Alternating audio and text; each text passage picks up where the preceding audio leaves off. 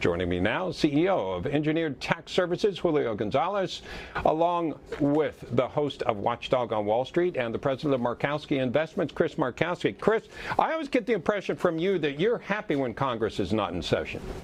It's a great thing. Who does a great job with that? Texas does a great job. It's like do no harm. They can just stay away. Texas, by the way, so people know, Texas only has their legislature get together every other year.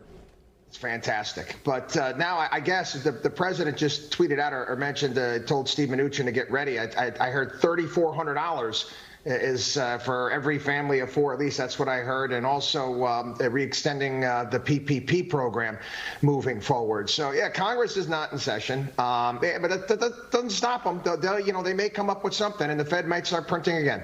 Yeah, and Julio, I think even Mitch McConnell, Senate Majority Leader, had said all the members of Senate would get at least a 24-hour heads up if there was a deal. So is there something on behind closed doors? And if so, what do you think they might actually agree on? Yeah, I think there's something always going on. Certainly, the difference here is they don't want to bail out the states. They don't want to go up to $3 trillion in debt. They want to keep that a lot lower. So if they can get some compromise that gets it closer to the $1 trillion that the Senate likes, and no money for state bailouts, and get some employment credits to bring people back to work, I think those are the things they'd like to see. Yeah, we had it announced, Chris, $2.8 trillion so far as the not the national debt, the year, but deficit. And we've also got the states that Julio was mentioning wanted to be bailed out. Now, they've been hit because they haven't had the same tax revenue because they've been shut down a lot of it. But some people say the cure for that is to get back to work and get things going so fast that the tax revenue, the kiddies, start going up again.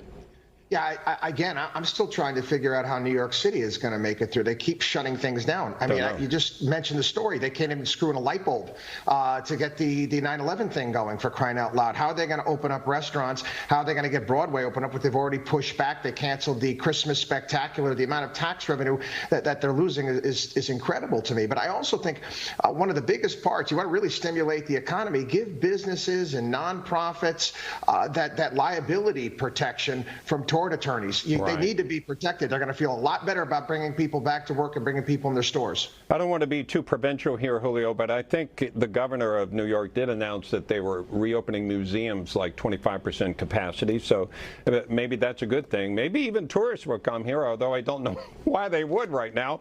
But when we look at the stimulus, what I wonder, Julio, do we really need to be sending out stimulus checks to people again? Don't get me wrong. Maybe some enhanced unemployment, not too much, but stimulus checks just sent out there, is that a good thing? Well, I think a better thing is to give some type of stimulus to get back to work.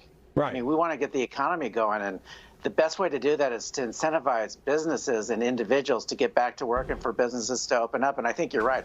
Let's have some liability protection as well so that we can open up safely, but open up knowing that there's not that liability hanging over our head. The other thing, Chris, I think there's over $1 trillion still out there from the first go-around. Oh, yeah, there's a lot of money in a myriad of different programs that hasn't been used yet. And that's been some of the things the Republicans have been saying. I said, we haven't even spent the money from the last go around. I also think something that might be helpful. You think about the size of the student loan program that the government has taken over. It's well over $1 trillion right now. How about an entrepreneurial type loan program? We've got a lot of businesses that have been shuttered where, maybe we can get some loans to some entrepreneurs out there to get some of these restaurants, some of these shops opened up again, because small businesses, that's the engine of job growth in this country. So you would give money to people to support them, maybe loan it, so they go in, buy the restaurant. They're willing to open up? Absolutely. The SBA program need to be expediting that to a level where more people are allowed to go and get that type of money where they can go out there and build and create. That's what's really made America the place that that we love. Yeah, and Julio, the only obstacle there might be local and state governments keeping you from opening up at 100% capacity at least. Well, New York said they're not going to open up their restaurants until next July. I mean, what a death knell for the whole community there. I mean, you got to open up. We're here in Florida. We're opened up. Restaurants are open. Businesses are open. Garages are full. Beaches are full. The gyms are open. But you have more cases there, too, so you got the other side to that coin. Yeah, and less deaths as well. So I think, listen, you gotta do this safely, right? But we're doing it, and we're not killing the businesses that will never come back because we didn't shut them down forever. Right, right. Yeah, like the Swedish model. They know there's risk, but they also know you can't shut down an entire country, which we've kind of done. Julio and Chris, thank you, gentlemen.